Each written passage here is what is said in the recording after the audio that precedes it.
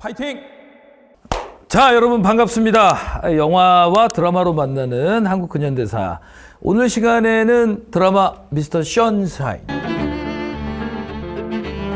이 드라마가 언제냐면은 대한제국 시대 말기의 상황을 그리고 있는 드라마죠. 그러니까 처음 대한제국 시작돼서 결국에 우리가 이제 일본에게 식민지가 될 때까지의 과정을 다룬 퓨전 사극입니다. 이거는 김태리 배우가 여주로 또 병원이 형이 남자 주인공으로 나오죠. 병원이 형이 저보다 6살 많은데 이병헌 씨가 선생님이 이병헌 씨보다 어린가요? 그렇습니다. 6살 아래인데 연예인이잖아요. 연예인. 저는 일반인이고 1923년에 여기 보면 총을 들고 있잖아요. 우리 김태리 씨가 여기서 이제 의병장으로 나와요.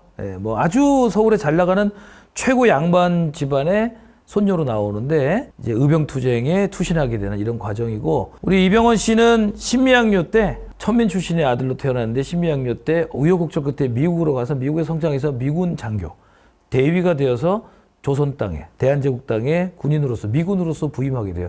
그 사이에 뭐 여러 우여곡절이 있는데 그건 다 생략하고, 여기 보시면 최무성 씨가 우리가 녹두꽃 할 때 거기서 전봉준으로 소개해드렸는데, 여기서는 또 의병장 출신, 사냥꾼 출신, 포수 출신 의병장으로 나옵니다.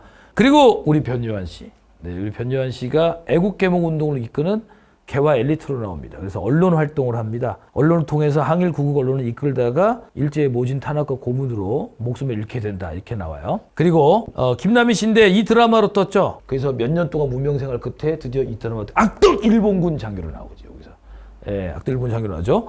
그래서 요거로 성공해서 결혼을 하게 됐습니다. 여담이지만.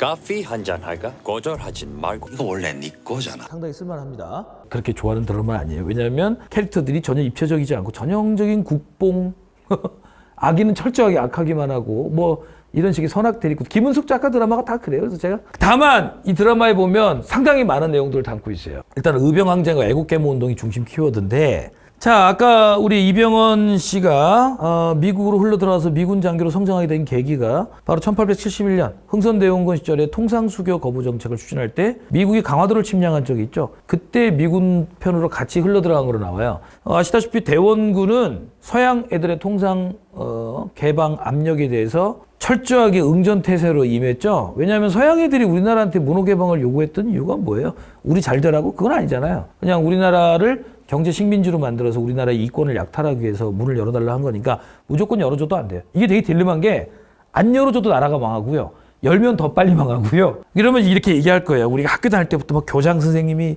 대원군이 쇄국 정책을 해가지고 나라가 망했다고, 일본처럼 문을 열었으면 빨리 성공했을 거라 뭐 이러는데, 일본을 제외한 문호개방을 했던 모든 나라들이 다 망했습니다.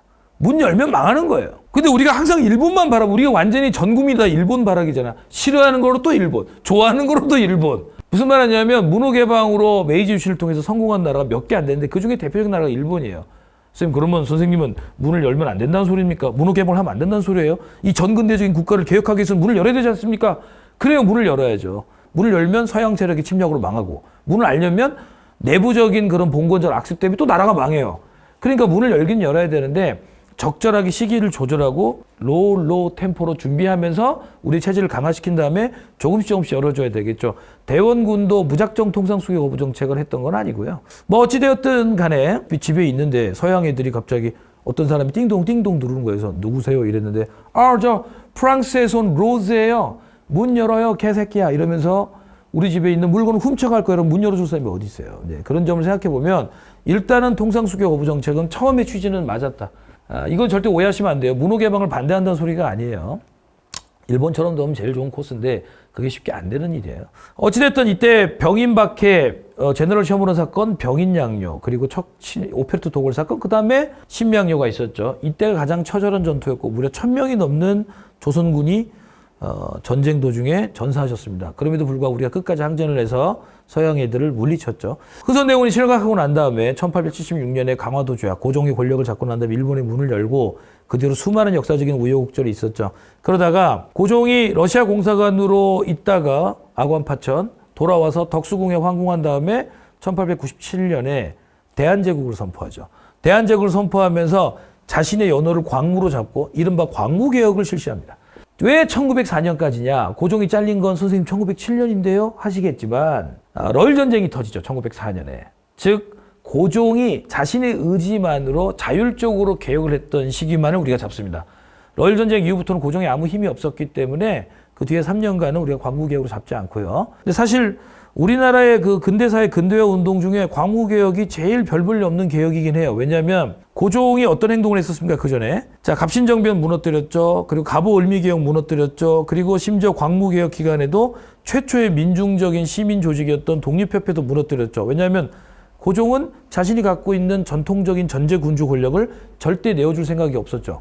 그러면서도 웃긴 건 근대적인 지식이 충만한 자신의 측근을 원했어요. 즉 무슨 말이냐면 서양에 대해서 아는 것도 많고 서양 기술에 해박하지만 왕에 대한 맹목적인 충성심을 가진 신하들을 원했던 거예요. 그래서 광무개혁의 취지가 구본신참, 즉 갑오을미개혁의 옛날 체제를 근본으로 하고 갑오을미개혁의 것들은 참고하겠다는 개혁이잖아요. 사실 근데 생각해보세요, 여러분들. 내가 만약에 이 당시 개화파로 태어나서 서양의 문물을 공부하고 서양의 민주주의라든지 서양의 과학기술을 공부하게 됐어요. 그러면 당연히 지금의 전통적인 왕조적 질서에 대한 반감을 가질 수밖에 없어요. 그런데 고종은 그건 그대로 유지하면서 자기가 필요한 것들만 해보려고 했다 하니 대부분의 그 근대적인 시민 의식으로 무장되어 있는 개화 세력들은 고종과 손을 잡지 않았죠. 그럼 고종 옆에 누가 꼬이냐? 전형적인 간신배들만 꼬였죠. 광무개혁 때 여러분 고종이 가장 총애했던 사람들이 누가 있느냐? 친일파의 아이콘인 이완용. 이완용은 여러분 을사늑약 때 친일파로 전향한 거예요. 이완용은 일본을 좋아한 적이 없어요. 이 드라마에도 나오는데 이완용은 죽는 그날까지 일본말 한마디도 못하고 죽었어요. 대일본 제국 후작자기까지 받은 인간이다 나중에. 왜? 그 사람은 나는 필요에 의해서 일본 편을 든 거지 나는 찐으로 일본을 사랑한 사람이 아니야. 원래 친러파였죠. 기회주의자예요 그냥 이완용은. 그리고 고부군수 조병갑. 선생님 그 동학농민운동의 배경을 제공한 그 인간 쓰레기 탐관오리요? 그렇습니다. 광무개혁기 때 고부군수 조병갑은 지금의 차관 자리까지 올라가서 고종의 총애를 한 몸에 받았습니다. 원래 사람이 그렇습니다. 진정으로 정의로운 사람은 자신에게 이익이 된다 할지라도 이 체제가 현재 역사의 흐름에 옳지 못한 체제라면 거기 협조하지 않습니다. 따라서 광무개혁은 쓸데없는 것만 잔뜩 했죠. 예를 들자면 서울 시내에 전기 놓는다라든지 물론 그게 의미가 있죠. 하지만 광무개혁 정부가 아니라도 할 수 있는 일들 아닌가요?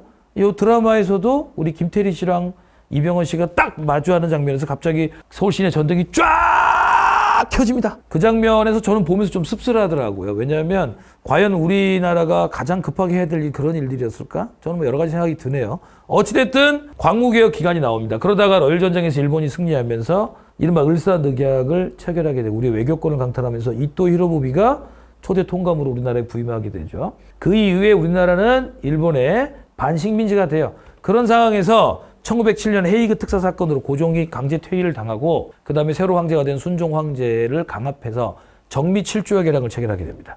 대한제국의 모든 차관을 일본인으로 임명하고 또 대한제국의 군대를 해산시키게 됩니다. 이게 광무개혁과도 연관되어 있는 게 고종은 강한 군대를 육성하기 위해서 많은 노력을 했습니다. 그래서 실제로 상당히 대한제국 군대가 근대화됐습니다. 다만 주변에 있는 러시아나 일본에 비해서 형편없어서 뿐이지 이 대한제국의 군인들이 정비 7조약의 결과 해산되게 되면서 해산된 군인들이 상당수 의병에 합류하게 됩니다. 바로 여기 보이는 최무성 씨 같은 분들이. 그러면서 정미의병에 투신하게 되고요. 굉장히 치열한 투쟁을 전개했었죠. 한편 엘리트들 중에 이것도 상당히 그나마 이 캐릭터가 그나마 입체성이 있어요. 일본을 너무나 사랑했고 일본의 근대 문명을 추앙했고 큰 민족의식 없이 살았던 우리 변요한 씨. 그 드라마상에서는 여러 가지 이유를 제시하지만 이들 중에 상당수가 일본의 배신, 즉 을사늑약을 보고 애국 개몽운동에 투신하게 됩니다. 약간의 설명을 드리자면 예를 들어 우리가 아는 유명한 이 당시의 지도자들 중에 이토 히로부미, 바로 이 이토 히로부미를 죽인 사람이 누굽니까? 안중근이죠. 안중근이 러일 전쟁기 때 쓴 글들을 보면 열심히 일본을 응원하고 있습니다. 일본 만세, 일본 화이팅, 러시아를 박살내라. 왜냐하면 이건 그 시대를 이해해야 되는 게 그 시대의 여러분 엘리트들의 시각으로 보면 어차피 서양 플러스 일본은 다 도둑놈들이에요. 제국주의 시대잖아요. 영국, 프랑스, 독일 이런 새끼들이 전 세계를 식민 지배하고 거기 있는 수많은 제3세계 국민들을 억압하고 착취하고 있던 시대죠. 그런 아시아, 아프리카 국가들 중에 유일하게 근대화에 성공한 나라가 일본이에요. 그리고 일본이 러일 전쟁 때 명분을 뭐로 내세웠냐면 대한제국과 동아시아의 평화를 위해서 러시아의 식민 지배 야욕을 물리치겠다고 했어요. 그러니까 어차피 선택지가 없었던 당시 엘리트들 입장에선 상당수가 일본이 그런 약속을 약간이라도 이행할 거라는 생각에 일본에 기대를 했던 거예요. 근데 런던전이 끝나자마자 일본이 우리에게 준 선물은 외교권 강탈과 내정 간섭, 고종의 강제 퇴위 이런 일들이 이어지게 되죠. 자, 여기서도 나오는데 제가 요 사진에 안 넣어놨는데 의병항쟁을 이끌 때 정미의병 이전에 그 당시 의병장은 누가 나오냐면 제가 좋아하는 또 배우인 김갑수 선생님이 나오시는데 밍밍하니 별로네. 어휴. 거기서 그분도 평민으로 나와요. 그래서 드라마상에서 보면 이분은 이 김태리 씨는 엄청난 집안의 딸이니까 나이가 한참 어린데도 김갑수 선생님한테 반말을 해요. 그리고 김갑수가 소개해줘서 사냥꾼 출신 최무성 씨의 제자로 들어가는데 김태리가 최무성이 뭐라 그러냐면 나한테 배울 동안만큼은 존댓말을 하라고 그럽니다. 존댓말을 해요. 스승님 그러면서. 그게 별것 아닌 것 같지만 신문의식이 점차 무너져 가고 있는 모습을 미미하나마 보여주고 있는 거죠. 하나 더 얘기하자면 여기서 김태리 씨가 이화학당을 들어가려고 그래요. 선교사들이 운영한 이화학당을. 그러자 김태리 씨 할아버지가 으아! 어찌 기생들이나 다니는 학당을 다니느냐! 라고 나옵니다. 왜?